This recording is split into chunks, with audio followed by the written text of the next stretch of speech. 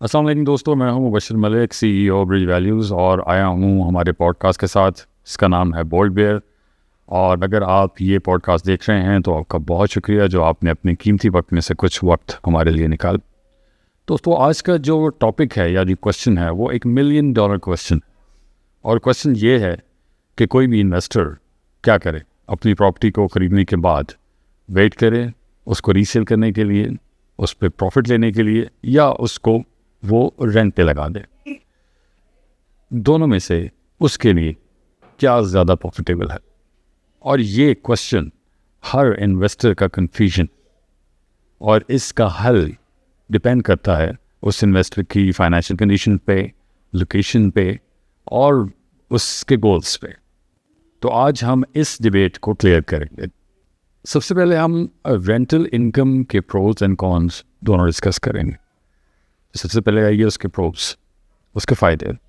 Rental income का सबसे बड़ा फ़ायदा ये है कि एक स्टेडी इनकम हर महीने आपके घर आ जाती है। ये इसका सबसे बड़ा फ़ायदा है। एक कैश फ्लो आपके लाइफ में रहता है, ठीक है, जिससे बहुत सारे आप अपने मामलात को हर महीने एक स्टेबल तरीके से हल कर देते हैं। दूसरा उसका सबसे बड़ा फ़ायदा ये है कि इन्फ्लेशन का वो ख़ास असर नहीं पड़ता। जैसे जैसे वक्त गुजरता है आपका रेंट जो है वो बढ़ता ही रहता है। हर साल रेंट 10% इंक्रीज़ करता है। आज एक घर 80,000 में अगर रेंट पे है तो 2 साल के बाद वो 1 लाख पे होगा। तो वो चीज़ बढ़ती रहती है।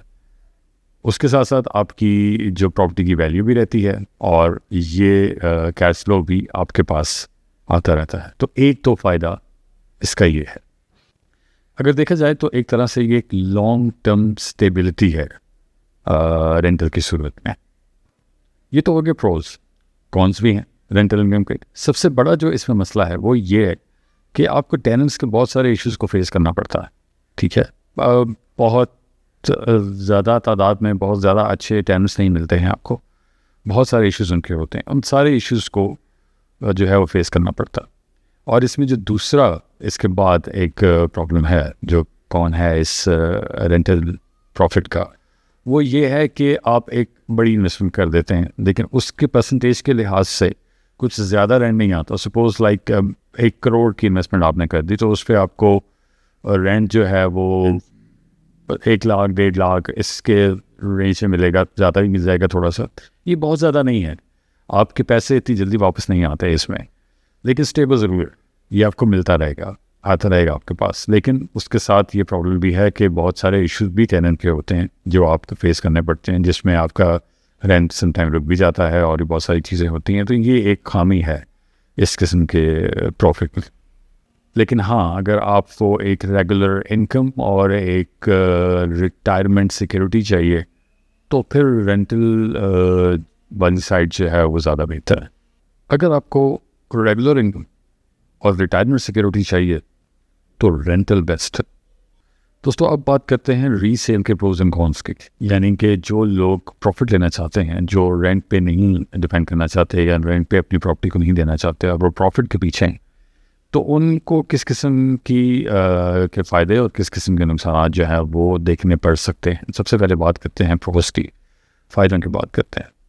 और उन फ़ायदों में सबसे पहला फ़ायदा जो है वो ये है, फॉर एग्ज़ाम्पल हमारे क्लाइंट ने एक 5 मरला प्लॉट जो है वो 30 लाख में लिया और 2 साल के बाद ऑलमोस्ट उसे 55 लाख में बेच दिया। ऑलमोस्ट 80% प्रॉफिट उसको हुआ। तो ये इसका एक सबसे बड़ा फ़ायदा है, आपको हाई प्रॉफिट इसमें मिल जाता है।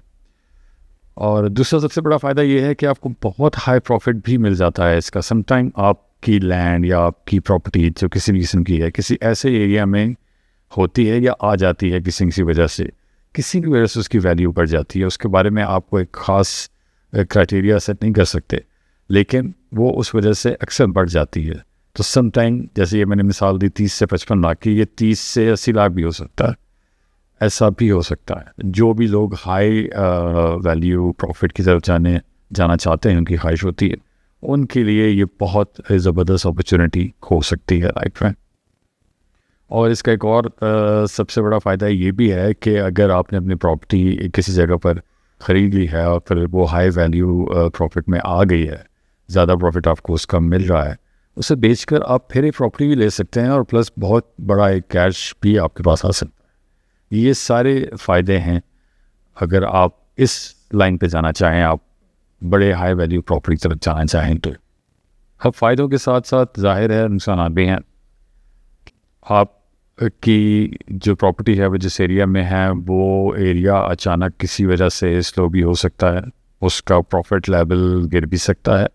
ये एक रिस्क फैक्टर जो है, ये हाई वैल्यू प्रॉफिट वाले जो सिलसिला है उसमें हो सकता है। जो लोग प्रॉपर्टीज इसलिए बनाते हैं कि वो उसको बिल्कुल सही करके इस पर प्रॉफिट लेंगे, उनके लिए ये एक बड़ा रिस्क हो सकता है। ये रिस्क रेंटल वाली साइड वाले लोगों को नहीं होता, लेकिन रीसेल वाले साइड पे जो लोग हैं उनके लिए ये एक रिस्क हो सकता है। और इसके साथ इसका जो दूसरा नुकसान है वो ये है कि जब तक किसी वजह से सपोज़ आपकी प्रॉपर्टी जो है वो लो वैल्यू पे चली गई या नहीं भी गई, दोनों सूरतों में जब तक वो बिकती नहीं है तब तक आपको उसका कोई फ़ायदा नहीं है, क्योंकि वो रेंट पे तो है नहीं, तो उसका आपको कोई फ़ायदा नहीं है। वो दिन आपके नुकसान दिन होते हैं। ये इसकी एक सबसे बड़ी खामी है।